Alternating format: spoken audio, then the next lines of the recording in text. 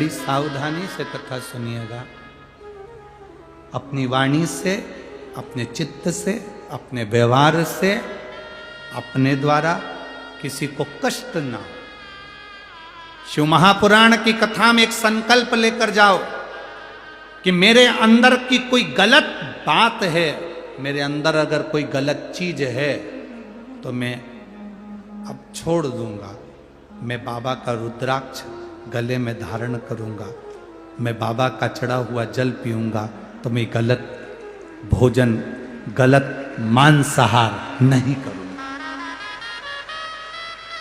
मैं गलत भोजन नहीं करूंगा, मैं गलत चीजों का धारण नहीं करूंगा। यह हमारे चित्त वृत्ति में आना चाहिए, हमारे विचारों में आना चाहिए।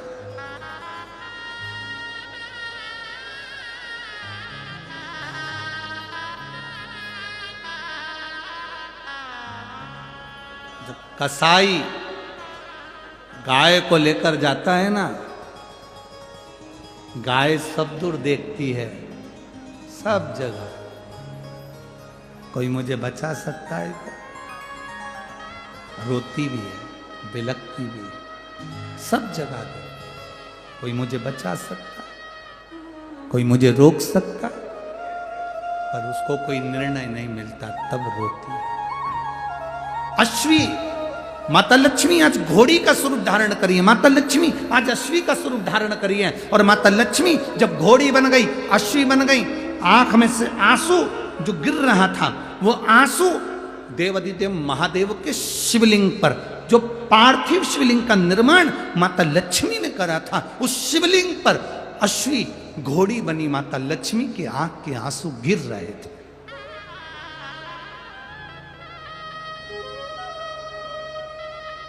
वो अश्रु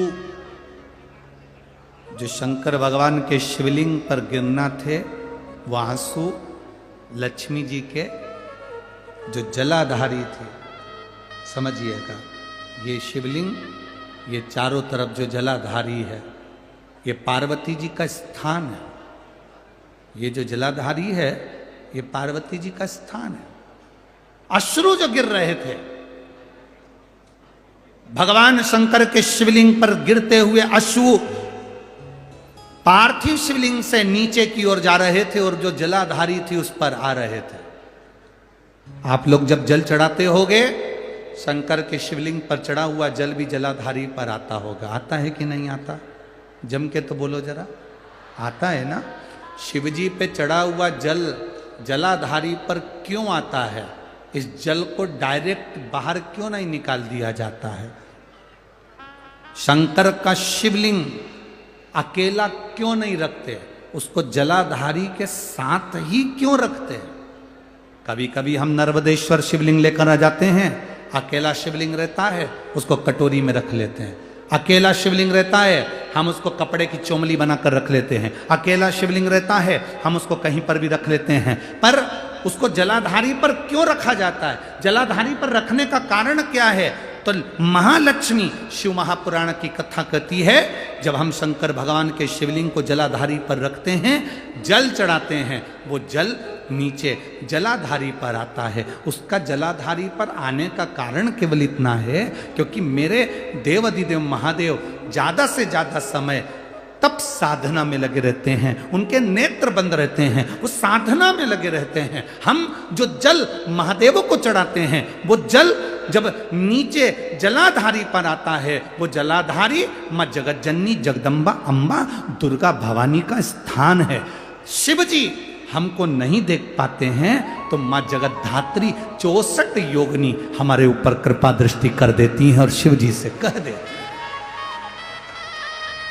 वो जो जल का महत्व है, वो जल जो शंकर भगवान पर चढ़ा, जलाधारी पर आया, और उस जल के महत्व को हम जाने कि हम नहीं कह पाए, पर वो जगत जननी के ऊपर जब जल जाता है शिव जी का चढ़ा हुआ, तब जगत धात्री दुर्गा भवानी स्वयं शिव जी से कहती हैं, ये रोज आती है, रोज रोती है, रोज जल चढ़ाती है, रोज प्रार्थना करती है, इसको तुम्हें स्वीकार करना पड़ेगा, इसका कल्याण करना पड़ेगा। रोज कहती है। चलो और सरल भाषा में समझ जाओ, मेरी धोलिया की जीजियों, बहुत सरल भाषा में समझो। अगर ये समझ में नहीं आए तो सरल भाषा में ही समझो। तुम्हारे घर में काम करने वाली जो नौकरानी हो, सेविका हो, दासी हो, वो कभी सेठ जी से नहीं कहती कि मुझे 500 रुपए की जरूरत है। बोलो सही है कि गलत है? जम के बोलो जरा, सही है। वो किससे कहती है? बोलो बोलो बोलो, जम के बोलो जरा। जो काम करने वाली होती है, अगर वो काम कर रही होती है, वो सेठ जी से नहीं कहती कि मुझे 500 की जरूरत है, कि 10,000 की जरूरत है, कि 5,000 की जरूरत है, कि 600 रुपए की जरूरत है। वो किससे कहेगी? सीधे सेठानी जी से। भाभी जी, माता जी, जीजी, ओ जीजी, बच्चे की फीस जमा करना है, क्या मुझे 600 रुपए दे दोगी? सेठानी चिल्ला के दौड़ती है, अभी तो दी थी तेरे को अगले महीने में, फिर मांगने आ गई तू। जी जी, अब किसके पास जाऊं? आप ही तो हो ना। मैं किससे कहूंगी? कहूंगी तो आपसे। जी जी, आप दे दोगी ना? एक बार जी जी मना करेगी, 2 बार मना करेगी, आखिरी में माँ माँ होती है, स्त्री स्त्री होती है, नारी नारी होती है। दिल पसीज जाता है, निकाल कर 500 रुपए ला कर दे। ले, कब देगी तू? दे दूंगी मैं। मालूम पड़ा वो काम छोड़ के दूसरी जगह चली गई, परंतु इसको मलाल नहीं है। हो ठीक है, दे दिया सो दे दिया, गया ना, कोई बात नहीं, चले गया ना, कोई बात नहीं, मलाल नहीं। स्त्री, नारी का दिल, हृदय पसीज जाता है। शिवजी पे चढ़ा हुआ जल जब जगज्जननी जगदम्बा के उस जलाधारी पर आता है, तो मां तुरंत जल चढ़ाने वाली नारी के हाथ को देख लेती है, उसके चेहरे को देख लेती है, उसके भाव को पढ़ लेती है, और मां जगतधात्री दुर्गा भवानी मां शंकर जी से कह देती है, जो सुबह जल चढ़ाने आती है ना, बड़ी दुखी है, आप कृपा करो ना उस पर, आप करुणा करो ना उस पर, आप दया करो ना उस पर।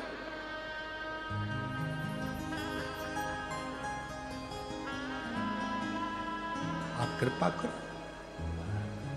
और दरबार है भोले का, भोले दर्द मिटाते हैं। पार्वती जी शिव जी से कहती है, तुम्हारे दरवाजे पर कोई जल चढ़ाने आया, तुम्हारे दरवाजे पर कोई एक लोटा जल समर्पित करने आया, उसके दुख को देखकर आप दुखी होना है, आप कैसे ना माने?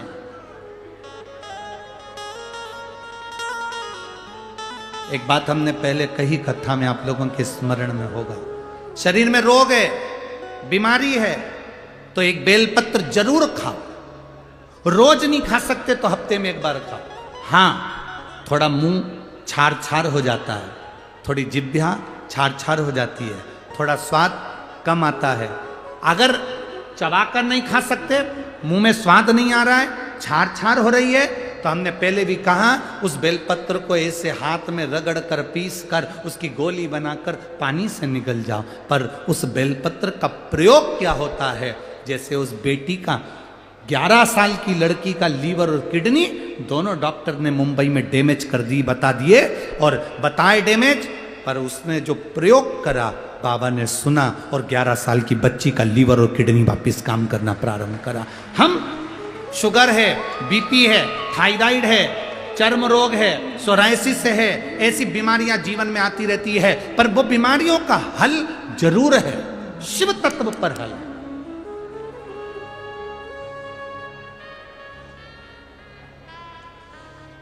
ये रुद्राक्ष का पानी कोई नहीं पीता था, कोई नहीं जानता था कि रुद्राक्ष का पानी भी पिया जाता है। रुद्राक्ष को तांबे के लोटे में गलाकर शिवजी को चढ़ाकर उस पानी को, सीहोर का रुद्राक्ष मिल जाए तो उस पानी को पिया जाता है। सीहोर का रुद्राक्ष बाहर तक गया, काशी तक गया, और रिसर्च करा गया कि आखिर रुद्राक्ष के जल से कैंसर कैसे ठीक हो रहा है। आपने भी अखबार की रिपोर्ट पढ़ी होगी कहीं ना कहीं, कैंसर कैसे ठीक हो रहा है, रुद्राक्ष के जल से लीवर किडनी कैसे ठीक हो रहा है। रिसर्च करा गया, 14 चूहों पर जिन चूहों को कैंसर हो गया था, उन चूहों पर, कैंसर वाले चूहे पर रिसर्च करा गया और रुद्राक्ष का जल का प्रयोग करा गया। तब रिसर्च सेंटर में रिसर्च में निकला कि रुद्राक्ष का जल इतना कारगर है कि कैंसर को भी समाप्त कर सकता है। वो बल है उस रुद्राक्ष में। स्त्रियां कहती हैं कि हम रुद्राक्ष पहन सकते हैं, हम रजस्वला हो जाते हैं। स्त्रियां कहती हैं हम गर्भ धारण करते हैं, रुद्राक्ष पहन सकते हैं। बेटियां कहती हैं हम रुद्राक्ष पहन सकते हैं, बेटे कहते हैं हम रुद्राक्ष पहन सकते हैं। शिव महापुराण की कथा कहती है जिसके शरीर के इस भाग के अंतर्गत हृदय के नजदीक में रुद्राक्ष, जिसके गले में लाल धागे में हो, चाहे स्वर्ण में हो, चाहे चांदी में हो, चाहे जिस भाव से आप रुद्राक्ष को धारण कर रहे हो, भले लाल धागे में पहन रहे हो, अगर एक रुद्राक्ष सीहोर का तुम्हारे पास में है या रुद्राक्ष तुम्हारे गले में डला हुआ है, तो इतना विश्वास रखना कि कोई बड़ी बीमारी तुम्हारे करीब में आ नहीं सकती जब तक रुद्राक्ष तुम्हारे करीब में। लोग रुद्राक्ष कब पहनते हैं? जब बीमारी आ जाती है। फिर पंडित जी से पूछते हैं महाराज जी बताओ क्या करें? तो महामृत्युंजय का अनुष्ठान करवा लो, रुद्राक्ष की माला पहन लो, रुद्राक्ष धारण कर लो। कौन सा मुखी पहनूं? 1 मुखी पहनूं, 5 मुखी पहनूं, 7 मुखी पहनूं, 10 मुखी पहनूं, 14 मुखी पहनूं, 21 मुखी पहनूं? शिव महापुराण की कथा कहती है 1 मुखी से लेकर 21 मुखी तक रुद्राक्ष होते हैं। शिव महापुराण में 14 मुखी तक रुद्राक्ष बताए गए हैं। यह जरूरी नहीं कि 1 मुखी पहनूं कि 2 मुखी पहनूं। जो बाबा तुमको दे दे वो रुद्राक्ष तुम्हारे पास आ जाए। ये नहीं कि बीमार हो तब रुद्राक्ष पहनो, बीमार हो तब रुद्राक्ष धारण करो। कोरोना की वैक्सीन तुमको लगाई इसलिए थी कि तुम बीमार नहीं हो, बचे रहो। परंतु लोग रुद्राक्ष कब पहनते हैं? जब बड़ा रोग आ जाता है तब रुद्राक्ष पहनते हैं। बड़ी बीमारी आ गई तब पंडित जी से महामृत्युंजय का जाप करवाते हैं। जब बड़ी बीमारी आ गई तब मंदिर जाना चालू करते हैं। आप अगर पहले से वैक्सीन लगवाए होते तो कोरोना कितना भी आ जाए निकल कर चले जाता, तुझे कुछ नहीं हो। दुख कैसा भी हो, कष्ट कैसा भी हो। बेटियां कहती हैं हमारा पति अच्छा नहीं है, हम तलाक लेंगे। लड़का कहता है मेरी पत्नी अच्छी नहीं, मैं तलाक लूंगा। वो कहती है मेरी सास बुरी, मैं तलाक लूंगी, मुझे इस घर में नहीं रहना।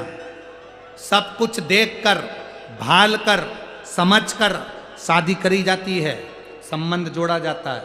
और उसमें भी अगर बेटा बेटी सही से नहीं रहते, परिवार में क्लेश होता है, या हमारे जीवन में धन की कमी या दुख या परेशानी या रोग या तकलीफ है कितनी भी हो, जो पार्वती जी ने लक्ष्मी जी को जो उपाय बताया दुख मिटाने का, वो महालक्ष्मी शिव महापुराण की कथा जो यहाँ चल रही है धूले में, महाराष्ट्र में, उस उपाय को आप भी अपनी जिंदगी में धारण करो।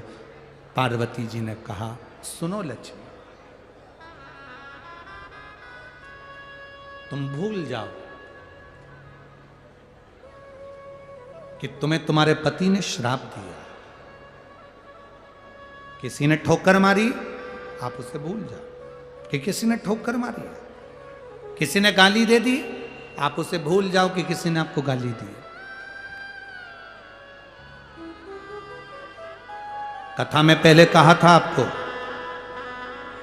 रेस में दौड़ने वाले घोड़े को यह नहीं मालूम रहता कि मैं कंपटीशन में खड़ा हूं, मैं रेस में खड़ा हूं, ये घोड़े को नहीं मालूम। घोड़े का मालिक घोड़े को खूब मारता है, पिन चुभोता है, घोड़े को दर्द होता है, कष्ट होता है, तो घोड़ा दौड़ता है, दौड़ता। कोई तुमको दुख दे, कोई तुमको गाली दे, कोई तुमको अपशब्द बोले, कोई तुमको तकलीफ दे, तुम्हें उसे भूल जाना, तुम तो दौड़ो। घोड़े का मालिक घोड़े को कष्ट देता है तो घोड़ा दौड़ता है और पहले नंबर पर रेस में जीत जाता है। परमात्मा अगर तुम्हें दुख देता है तो परमात्मा तुम्हें जीतने के लिए दुख प्रदान करता है कि तुम जीतोगे। तुम आगे बढ़ोगे, निश्चित है तुम अपने लक्ष्य तक पहुंचोगे, निश्चित।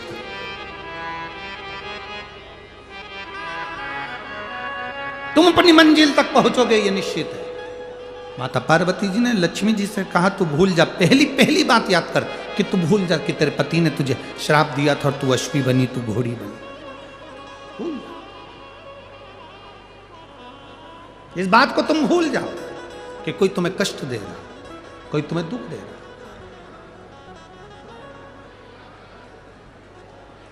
एक जरा सा अगर कष्ट किसी के जीवन में आ जाए तो वो याद करता रहता है, मुझे मेरी सास ने ये शब्द कहे थे, मेरी ननन ने ये बोला था, मेरे पति ने मुझे ये बोला था, मेरी भाभी ने मुझे ये बोला था। ना ना, भूल जाओ।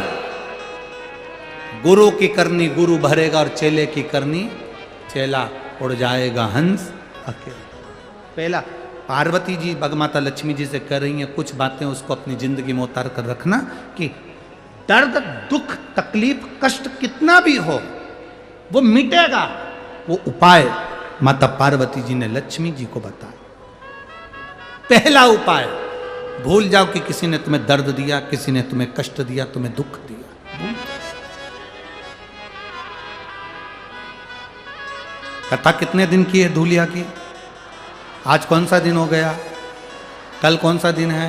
चौथा। 5 दिन की कथा में कल चौथा दिन हो जाएगा। परसों सुबह 5वें दिन की कथा 8 बजे से 11 बजे तक हो जाएगी। सब अपने अपने घर की ओर चले जाएंगे। जो भगोने जैसा मुंह लेके बैठे थे गुस्सा होके, वो अपने घर भी जाएंगे। जो प्रसन्नता में बैठे थे वो भी अपने घर जाएंगे। पर शिव महापुराण की कथा जिसने अपनी आनंदता से, अलमस्तता से, प्रसन्नता से धारण करी है, उतारी है अपनी जिंदगी में, वो खाली नहीं जाएगा। जब जाएगा तो जैसे बैग जाता है वैसा पल्लू भर कर जाता है। ए लक्ष्मी, अगर दर्द है, दुख है, तकलीफ है, कष्ट है तो उसका निवारण भी है। अगर रोग आया है तो उसकी दवाई भी है। कल अपन कथा में यही 1 बजे से 4 बजे तक पार्वती जी और लक्ष्मी जी को दुख मिटाने का जो प्रयोग बता रही हैं, उपाय बता रही हैं। मेरा निवेदन रहेगा, एक एक बेटा, एक एक बेटी, एक एक माता, एक एक पुरुष उस उपाय को जरूर सुनना, तो जिंदगी संवर जाएगी आपका। ये महालक्ष्मी शिव महापुराण की कथा है। सही है क्या? तो उन्होंने लिखा कि दादा बाबू से पालक मंत्री हैं, पर हम उनसे प्रार्थना करेंगे कि हर साल 2 साल में सियोर वाला महाराज को पकड़ के ले आया करो। अब पत्र है पीले कलर का, जब हम यहाँ से चले जाएं तो अमित से कहेंगे उसमें से छाट के निकालना, उसका नाम जरूर बोलेंगे। उस पत्र में लिखा, कल के पत्र में था तो नीचे रखा। देखिए, ये तो बाबा की कृपा है, जब वो डमरू बजा दे। अब ये कृपा नहीं तो और क्या है? तुम सोचो जरा, ये करुणा नहीं तो। पंख सोने के नहीं हुए, पक्षी रोज लोट लगा रहा। जिसका काम नहीं होता वो दूसरे दिन से शंकर जी के मंदिर में जल चढ़ाना छोड़ देता। एक बार अगर भगवान ने नहीं सुना तो वो दूसरे दिन से मंदिर में जाना छोड़ देता।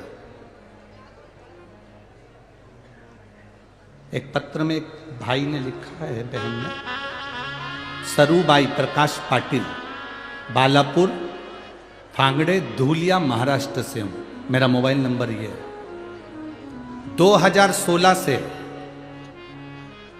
मेरा बेटा पंकज एजुकेशन पूरी कर कहीं बैठे हैं, अगर कहीं बैठी हो तो हाथ हिला सकती हैं।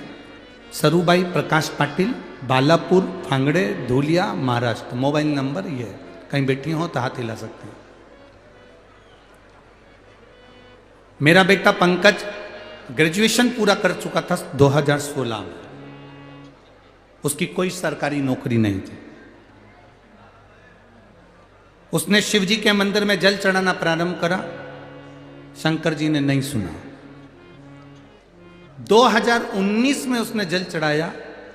शिव जी ने 3 महीने में नहीं सुना तो वो घर आकर मेरे से बोला, आई बाबा नहीं सुनते, सियोर वाला महाराज झूठ बोल गया। मैंने अपने बेटे से कहा तू जल चढ़ाना मत छोड़, कि तू तो कहती थी कि 3 महीने में सुनता है, तू जा शंकर के मंदिर। मेरे बेटे ने 1 साल पूरा शिव जी को जल चढ़ाया, बाबा ने उसकी नौकरी तब नहीं दी। दूसरी बार फिर बाबा ने जल चढ़ाना प्रारंभ करा दूसरे साल में। इतने में सूचना मिली कि रुद्राक्ष महोत्सव हो रहा है। हम रुद्राक्ष महोत्सव में पहुंचे तो कंकर शंकर की पूजन कर कर आए। बेटे ने जल चढ़ाना नहीं छोड़ा, कुबेर भंडारी के चरणों में कहकर आया, अगर मैंने कंकर शंकर की पूजन करी है तो मेरी सरकारी नौकरी लगेगी, अब तब आऊँगा।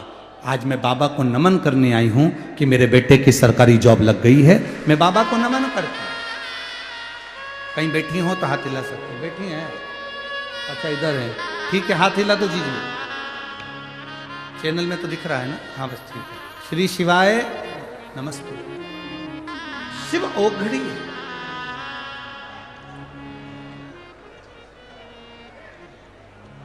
शंकर ओघड़ी है।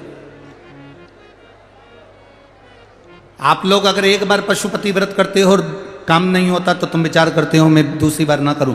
एक बार शिव जी के मंदिर में जाना चालू करा, छोड़ना नहीं, जब तक ना सुने दरवाजा मत छोड़ो। लगन तुमसे लगा बैठे जो होगा देखा जाएगा, तुम्हें अपना बना बैठे जो होगा देखा जाएगा। फिर नहीं छोड़ो, पकड़ लिया पकड़ लिया, अब नहीं छोड़ो। एक बार अगर पकड़ लिया तो फिर नहीं छोड़ो। परीक्षा लेगा। गिद्ध के पंख सोने के नहीं हुए, लपेटता रहा लपेटता रहा। पार्वती जी ने शिव जी से कहा, कब सोने के होंगे? एक संत की वाणी, गुरु की वाणी क्या झूठी हो गई? संत की वाणी, गुरु की वाणी क्या झूठी हो सकती है?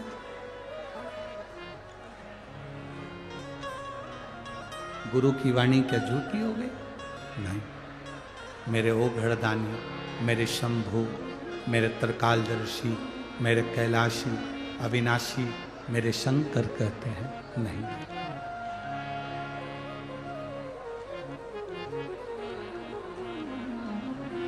संत गुरु की वाणी कभी मैं झूठी नहीं होने देता। अगर गुरु ने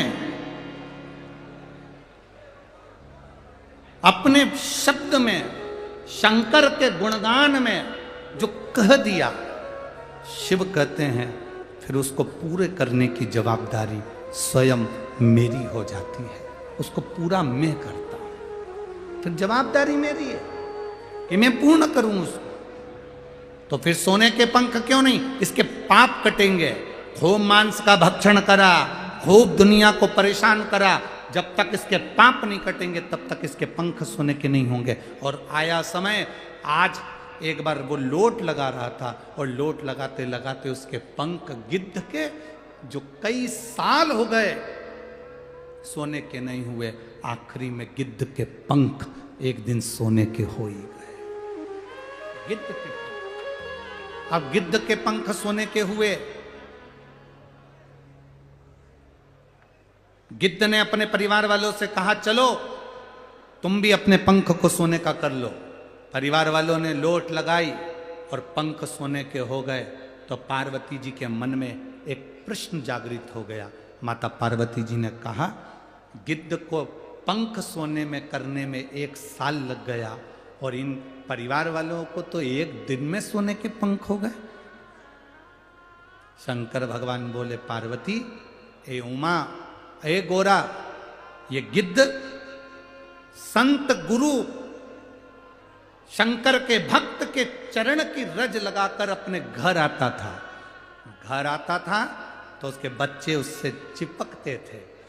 उसके पंख की रज उसकी पत्नी को भी लगती थी। उसके पंख की रज पूरे घर में गिरती थी तो घर में जितने रहते थे उनके पाप अपने आप कट जाते थे, अपने आप कट गए।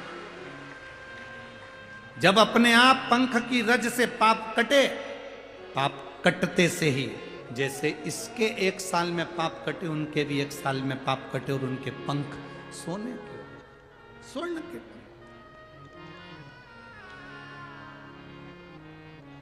क्या देता है शिव? आप शंकर जी के मंदिर में जाते हो ना, वहां की जो रज तुम्हारे कपड़े में लगती है, वहां पर चढ़ाया हुआ जल तुम्हारे शरीर पर लगता है, तुम उसको लगाकर घर पहुंचते हो।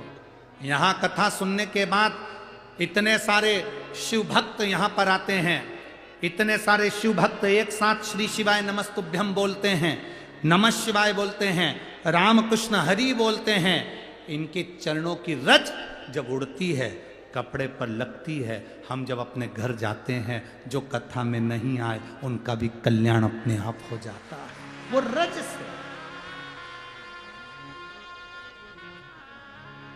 माता लक्ष्मी, जिनको भगवान विष्णु का श्राप लगा है अश्वी बनने का, घोड़ी बनने का, पृथ्वी पर जाकर अमावस्या की रात्रि को बुढ़िया के घर में चली जाती हैं, बुढ़िया को निहाल कर देती हैं, और दूसरा दिन आता है माता लक्ष्मी का द्वितीय दिवस, जिसमें उनको अश्वी बनना है, घोड़ी बनना है।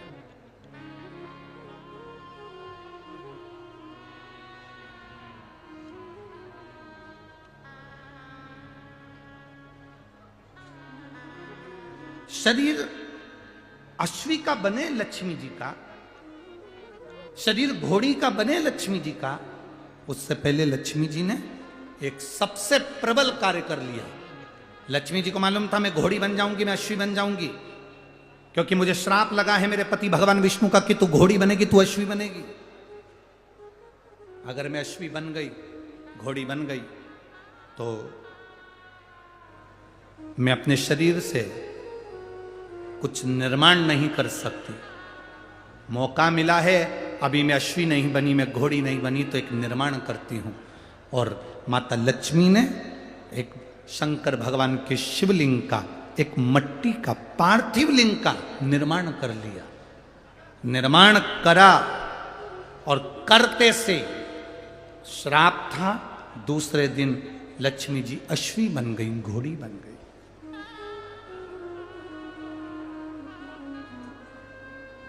शरीर है, लक्ष्मी जी ने विचार करा अगर मैं घोड़ी बन गई, अश्वी बन गई, तो फिर मंदिर नहीं बना सकती, फिर मैं शिवलिंग का निर्माण नहीं कर सकती, मैं अपने हाथ से शंकर का शिवलिंग नहीं बना सकती।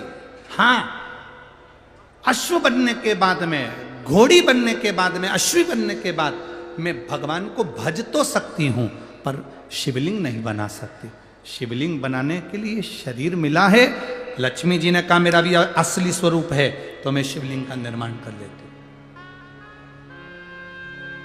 आप में से कई माताएं ऐसी बैठी हैं जिनके गांव में, कॉलोनी में, सोसाइटी में, मोहल्ले में, नगर में, कॉलोनी में जहां रहती हैं, वहां शंकर जी का मंदिर नहीं था, पर 10 लोग, 20 लोग, 50 लोग मिलकर माताओं ने अपना पैसा, अपने पर्स का पैसा इकट्ठा कर लगाकर, बूढ़ी बूढ़ी माताएं हैं, बुजुर्ग माता हैं, युवान माता हैं, सब ने मिलकर अपने अपने कॉलोनी में, अपने अपने क्षेत्र में, अपने अपने शहर में, अपने अपने नगर में, अपने अपने इलाके में जहां वो रहती हैं, वहां शिवलिंग का निर्माण करवाया। वहां शंकर के शिवलिंग का निर्माण, वहां शंकर भगवान के शिवलिंग का निर्माण करवाया। और भगवान शिव के शिवलिंग का जब निर्माण हुआ, भगवान शंकर के मंदिर का निर्माण करवाया, शिवलिंग का निर्माण करवाया, शिवलिंग को स्थापित करवाया, भगवान के मंदिर को स्थापित करवाया। हम आपको साधुवाद देते हैं, धन्यवाद देते हैं कि आपने अपने शरीर का सदुपयोग करा। अगर ये मनुष्य का शरीर मिला है, मानव की देह मिली है, और भगवान ने यदि आपको धन दिया है, वैभव दिया है, सत्ता दी है, भगवान ने आपको थोड़ा सा भी अगर कुछ दिया है, तो कभी जिंदगी में बन सके कोई शंकर भगवान का शिवलिंग अगर बैठ रहा हो, कोई शिव मंदिर का। हाँ, धन पैसा, हमने पहले भी कहा, लक्ष्मी, बेटी और गाय, गौ माता, लक्ष्मी और बेटी, 50 बार विचार करना तब किसी को देना। बेटी ऐसे वैसे को मत दे देना, क्योंकि बेटी रोएगी तो कन्यादान करने वाले को रोना पड़ेगा। गाय, गौ माता का दान ऐसे वैसे को मत कर देना, क्योंकि गाय अगर कसाई की यहाँ कटेगी तो गौदान करने वाले को रोना पड़ता है। पैसा ऐसे के हाथ में मत देना कि उसने लिया, शाम को मदिरा में लगा दिया, मांसाहार में लगा दिया, जुए में लगा दिया, मैं खाने में लगा दिया और बाद में तुम्हें रोना पड़ता है। लक्ष्मी, गाय और बेटी, 50 बार विचार करना तब किसी को दीजिए। अच्छी जगह दीजिए, गलत जगह मत दीजिए, रोना पड़ता है। तुमने देख लिया कि कहीं शंकर जी के मंदिर का निर्माण हो रहा है, हां, तुम्हें विश्वास है कि ये लगाएगा तो दो, नहीं तो खुद अपने हाथ से रेत हो, सीमेंट हो, बालू हो, जो तुम दे सकते हो वो करना चाहिए। शरीर है मनुष्य का, उसका प्रयोग जो मानव देह का प्रयोग करें। लक्ष्मी जी ने विचार कर लिया मैं अश्वी बन जाऊंगी, मैं घोड़ी बन जाऊंगी, फिर मैं शिवलिंग का निर्माण नहीं कर सकती। ये मानव का शरीर मिला है, मनुष्य की देह मिली है, मानव का अगर शरीर मिला है तो इसमें जो कर सकते हो, भजन कर सकते हो, गुणगान कर सकते हो, मंत्र जाप कर सकते हो, भूखे को भोजन करा सकते हो, प्यासे को पानी पिला सकते हो, किसी बीमार की औषधि करा सकते हो, किसी को तकलीफ है उसको सुख प्रदान कर सकते हो इस मानव के शरीर से। इसके बाद ना जाने कौन सी योनि होगी, कौन सा शरीर होगा, किसको मालूम।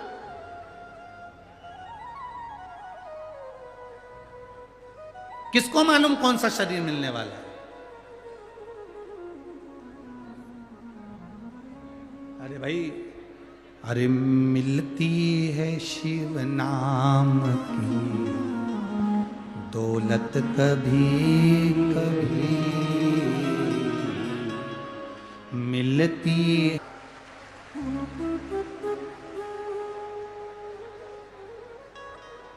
जो मिली वो छूटे ना। लक्ष्मी जी को जो शरीर मिला था उसका प्रयोग करा, शिवलिंग का निर्माण कर लिया पार्थिव, बाद में अश्वी बन गई, घोड़ी बन गई। अब शिवलिंग नहीं बना सकती, शिवलिंग का निर्माण नहीं कर सकती, क्योंकि अब घोड़ी का स्वरूप है, अश्वी का स्वरूप।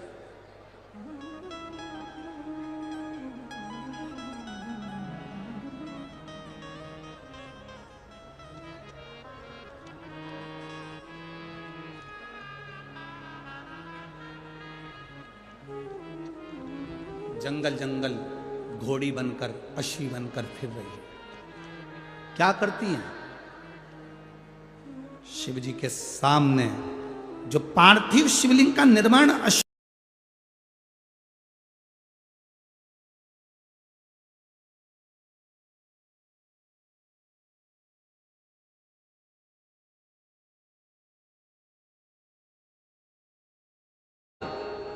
बाद में अश्वी बन गई, घोड़ी बन गई।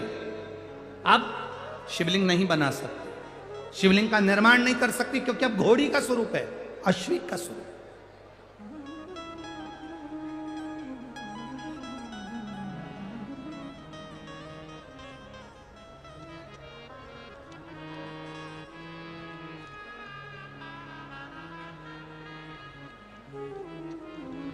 जंगल जंगल घोड़ी बनकर, अश्वी बनकर फिर रही है। क्या करती हैं? शिव जी के सामने जो पार्थिव शिवलिंग का निर्माण अश्वी ने करा है, लक्ष्मी जी ने करा है, उस शिवलिंग के पास घूमती रहती है, फिरती रहती है। आज लक्ष्मी जी का हृदय रुदन कर रहा, रो रहा। कभी कभी पशु, पक्षी जानवर भी रोते हैं। पशु पक्षी जानवर भी रोते हैं। जितने मांस खाने वाले हैं, जितने मांस का भक्षण करने वाले हैं, वो एक विचार करना, तुम्हारे शरीर को थोड़ा सा चोट लगता है तो तुम्हें दर्द कितना होता होगा। तुम जिस जीव को खा रहे हो उसको कष्ट कितना होता होगा, उसको कितना कष्ट होता होगा, ये अपने भीतर विचार करिएगा। कई लोग कहते हैं हमने नहीं मारा, कसाई ने मारा, दूसरे ने मारा। मारा भले दूसरे ने हो, पर उसके हकदार तुम बने हो, इसलिए भोगना तुझे भी पड़ेगा, तुझे भी।